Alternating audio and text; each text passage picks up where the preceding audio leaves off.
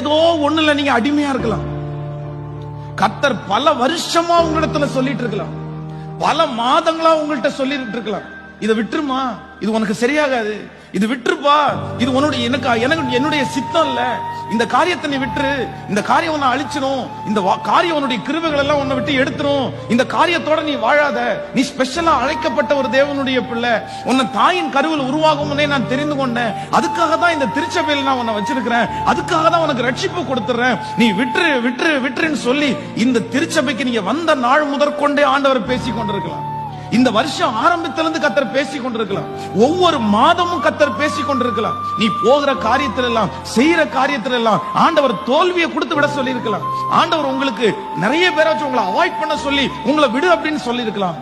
பலவிதமான முயற்சிகளை ஆண்டவர் எடுத்தும் இன்னும் விடல. என்னால் அதை விட முடியல.